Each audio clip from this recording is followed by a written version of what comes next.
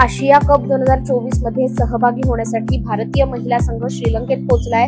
यावेळी श्रीलंका क्रिकेट बोर्डाने हे फोटो सोशल मीडियावर शेअर केले। मात्र टीम इंडिया 19 जुलैला आशिया कप 2024 मध्ये आपल्या मोहिमेला सुरुवात करणार आहे। टीम इंडियाचा पहिला सामना 19 जुलैला पाकिस्तानशी होणार आहे आणि पुन्हा एकदा टीम इंडियाची कमान हरमनप्रीत कौरच्या हाती आली आहे। श्रीलंका 41 वर्षीय माजी क्रिकेटपटू थम्मिका निरोशाना याची राहत्या घरी अज्ञात इसामांनी गोळ्या घालून हत्या केली। अज्ञात हल्लेखोर निरोशान याच्या घरी त्याची पत्नी आणि 2 मुलांसह असताना त्याच्यावर गोळ्या झाडल्या गेल्या। मात्र निरोशानाने श्रीलंकेच्या 19 वर्षाखालील संघाचे प्रतिनिधित्व केले आणि 2000 मध्ये सिंगापूर विरुद्ध त्याने पदार्पण केले। तो 19 वर्षाखालील संघाकडून कसोटी आणि वन डे क्रिकेट खेळला आणि 10 सामन्यात संघाचे नेतृत्वही केले। गोळीबारा मागचा हेतू अद्याप अस्पष्ट असून संशयित अद्याप फरार आहे। अंबालगोडा पोलीस गुन्हेगाराला पकडण्यासाठी आणि गुन्ह्याचे कारण शोधण्यासाठी कसून तपास करतायत। IPL 2025 सुरू होण्यासाठी अजून 7-8 महिने आहेत, पण आता चर्चा सुरू झाली। IPL 2025 चा मेगा लिलाव या वर्षाच्या अखेरीस होऊ शकतो, मात्र त्याचे वेळापत्रक अद्याप समोर आलेले नाही। दरम्यान ऋषभ पंत दिल्ली कॅपिटल्स सोडू शकतो अशी बातमी समोर येते। IPL 2025 च्या मेगा लिलावापूर्वीच पंत आपल्या भविष्याबाबत मोठा निर्णय घेऊ शकतो। याआधी ऑस्ट्रेलियन दिग्गज रिकी पॉन्टिंगने दिल्ली कॅपिटल्स फ्रँचाइझला दणका दिला होता। पॉन्टिंगने DC सोबत 7 वर्ष काम केलं होतं, मात्र त्याच्या जाण्यानंतर संघाचे मुख्य प्रशिक्षक पद रिक्त झालंय। राज्य कबड्डी संघटनेच्या निवडणुकीसाठी बदल अहवाल वेळेत न दिल्याचे कारण देत मतदारांच्या अंतिम यादीतून नगर जिल्हा संघटनेची 2 नावे अवैध ठरली होती। निवडणूक निर्णय अधिकाऱ्यांच्या या निर्णयाविरोधात खासदार निलेश लंके व सच्चिदानंद भोसले यांनी मुंबई उच्च न्यायालयात धाव घेतली।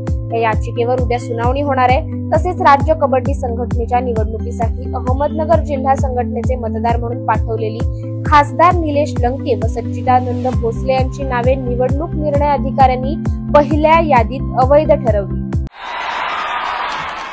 भारताचा पुरुष टेनिसपटू सुमित नागल याने ATP क्रमवारीत 5 स्थानांची प्रगती केली। 73व्या स्थानावरून तो आता 68व्या स्थानावर पोहोचलाय।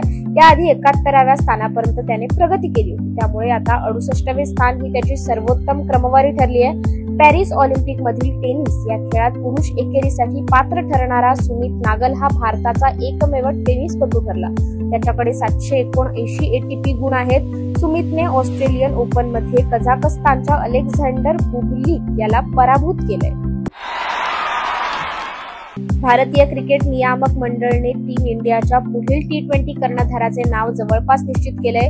श्रीलंकेविरुद्धच्या T20 मालिकेत कर्णधार पद भूषवणारा खेळाडू T20 वर्ल्ड कप 2026 पर्यंत T20 फॉर्मॅट मध्ये टीम इंडियाचा कर्णधार असेल। हार्दिक पांड्या नव्हे तर आक्रमक फलंदाज सूर्यकुमार यादवला T20 संघाचा नियमित कर्णधार बनवले जाऊ शकते। भारताचा T20 कर्णधार होण्याच्या शर्यतीत सूर्या एक डार्क हॉर्स म्हणून समोर आलाय।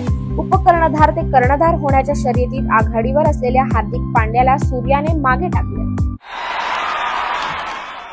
एकदिवसीय वर्ल्ड कप 2023 मध्ये शानदार गोलंदाजी करणारा भारतीय गोलंदाज मोहम्मद शमी लवकरच मैदानात परत राहणार आहे। सध्या शमी नॅशनल क्रिकेट अकादमी मध्ये असून तिथे त्याने नेटमध्ये गोलंदाजी सुरू केली आणि नेटमध्ये सराव करतानाचा एक व्हिडिओ त्याने सोशल मीडियावर पोस्ट करून ही माहिती दिली। सप्टेंबर मध्ये बांगलादेश विरुद्धच्या कसोटी मालिकेत शमी पुनरागमन करू शकतो असे BCCIचे सचिव जय शहा यांनीही शमीबद्दल सांगितले।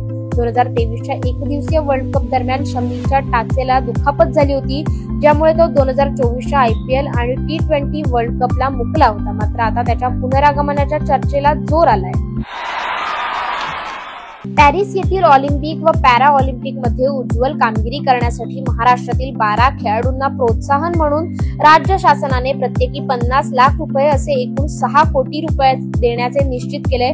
मात्र मिशन लक्षवेध योजनेच्या माध्यमातून हे आर्थिक सहाय्य द्यावे असा निर्णय नुकताच शासनाने घेतलाय आणि या 12 खेळाडूंमध्ये सातारा जिल्ह्यातील आर्चरी खेळाडू प्रवीण जाधव याचा समावेश आहे।